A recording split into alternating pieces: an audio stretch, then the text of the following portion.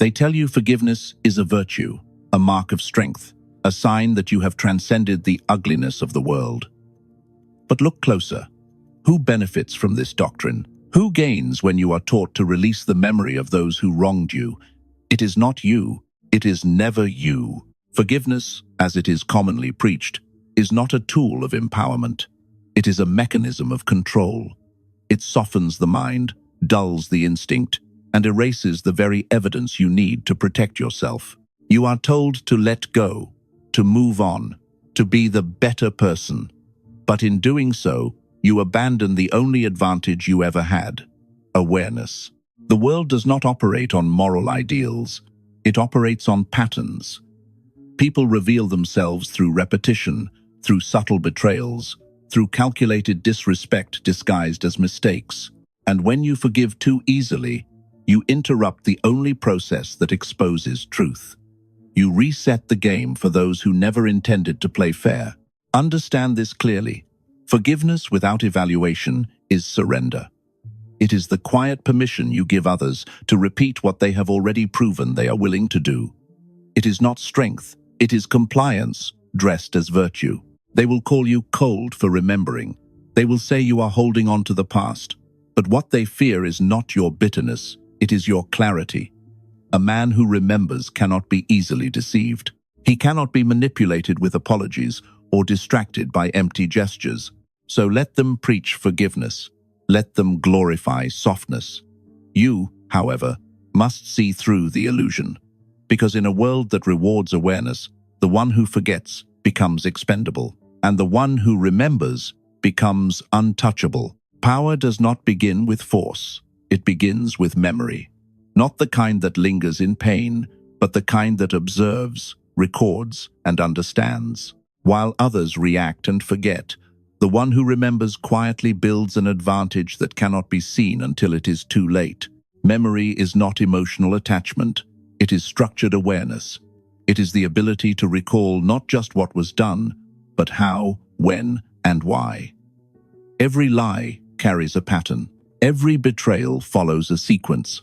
And those who train themselves to remember with precision begin to see what others miss, the repetition behind human behavior.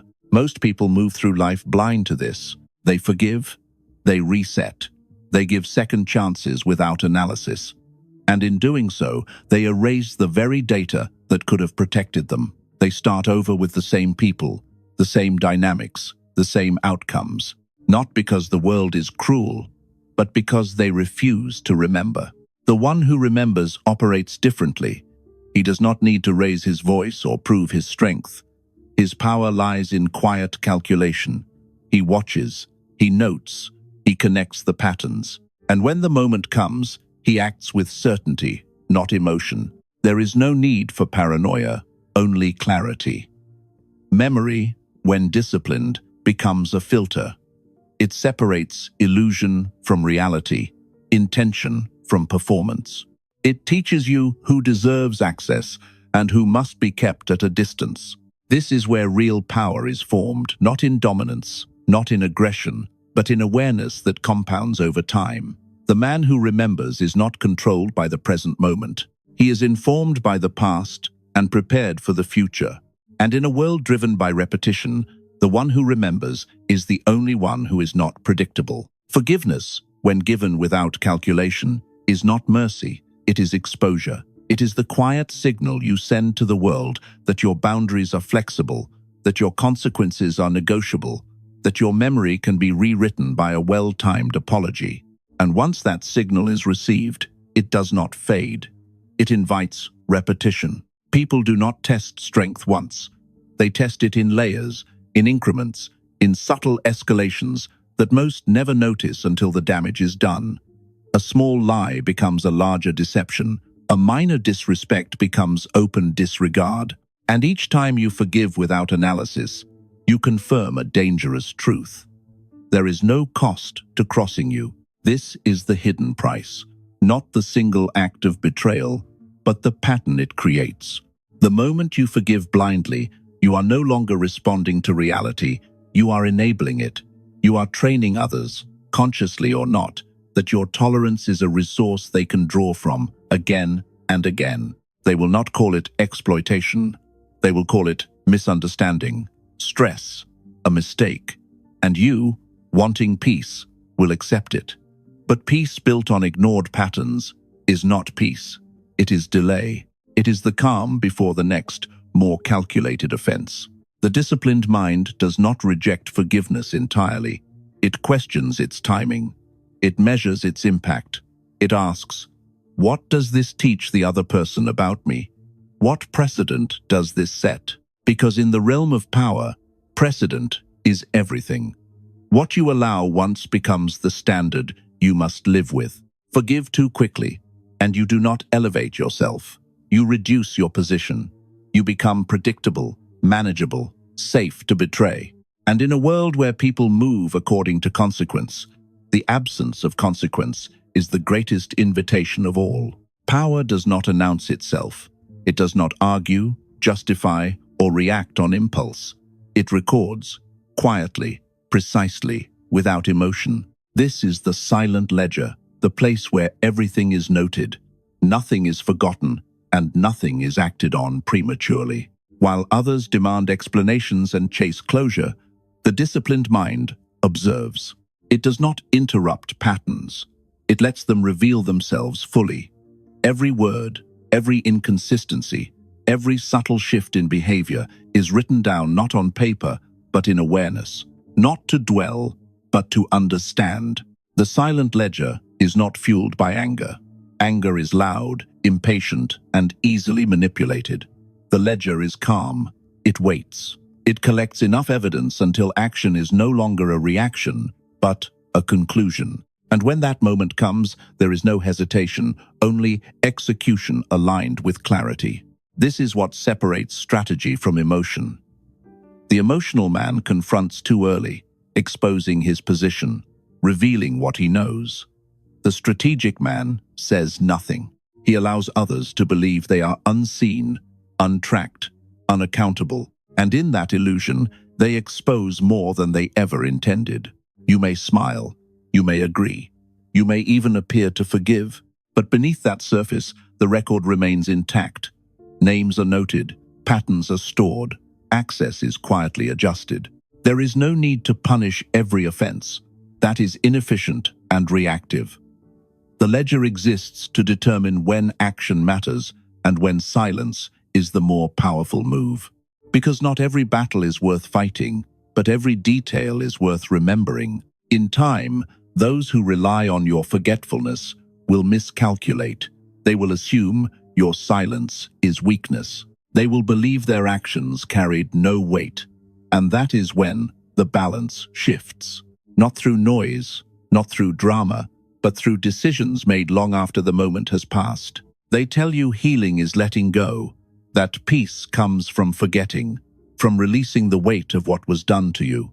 But that version of healing is incomplete. It soothes the surface, while leaving the structure unchanged. It quiets the pain, but it does not correct the pattern. Real healing is not the absence of memory. It is the transformation of it. The undisciplined mind seeks relief. It wants the noise to stop, the emotion to fade, the discomfort to disappear. And so it forgives quickly, not out of strength, but out of exhaustion. It calls this growth. But nothing has been learned. Nothing has been fortified. The same doors remain open, waiting for the same kind of intrusion. The disciplined mind approaches healing differently. It does not rush to erase the wound. It studies it. It asks what was overlooked, what signal was ignored, what boundary was never enforced. It turns the experience into structure, into awareness that cannot be easily bypassed again. Pain, when left unmanaged, becomes suffering, but pain, when analyzed, becomes instruction. It reveals where you were vulnerable, where you were naive, where you allowed access without verification. And once seen clearly, those weaknesses can be corrected not emotionally, but strategically. This is the shift. You do not heal by pretending it did not matter. You heal by ensuring it cannot happen the same way again. There is no bitterness in this process, only refinement. You are not holding on to the past. you are extracting its value. You are converting something chaotic into something precise. Because true healing does not make you softer, it makes you sharper, more aware, less available to those who have not earned access. And in that clarity, you do not just recover, you evolve into someone who cannot be easily wounded again. People like to believe that respect is earned through kindness, that if you are fair, patient, and understanding, others will naturally honor you. But human behavior does not operate on ideals. It operates on perception, consequence, and boundaries. Kindness, when unguarded, is often tested before it is respected. People observe what you tolerate. They measure how far they can go without resistance. Not always consciously, but consistently. A delayed response, a dismissed insult, a forgiven betrayal, these become signals. And signals shape behavior. If there is no cost, there is no correction. Fear, in this context, is misunderstood. It is not about intimidation or aggression. It is about consequence. It is the quiet awareness that actions toward you carry weight, that crossing a line will not be ignored, forgotten, or endlessly forgiven. This is what creates restraint. This is what forms real respect. The man who seeks to be liked sacrifices this advantage. He explains too much, forgives too quickly, and avoids discomfort. In doing so, he removes uncertainty. And without uncertainty, there is no caution. He becomes predictable, safe to test, safe to challenge. But the man who remembers, who enforces boundaries without noise, introduces something different. Unpredictability. Not chaos, but controlled ambiguity. Others cannot easily calculate how far they can go, and so they hesitate. That hesitation is the beginning of respect. This does not require cruelty. It requires consistency. A clear line, once crossed, is addressed not emotionally, but decisively. No speeches, no dramatics, just adjustment of access and consequence. Because in the end, people do not respect what is always available and endlessly forgiving. They respect what is measured, controlled, and capable of withdrawing without warning. And where there is consequence, there is caution. Where there is caution, there is respect. Silence is often mistaken for weakness. People assume that if you are not speaking, not confronting, not reacting, then you have nothing to defend. But silence, when chosen deliberately, is not absence. It is control. The undisciplined mind feels the need to respond, to correct, to explain, to be understood. It believes clarity must be spoken. But in doing so, it reveals too much. It exposes intention, emotion, and position. And once exposed, it can be managed. The disciplined mind does the opposite.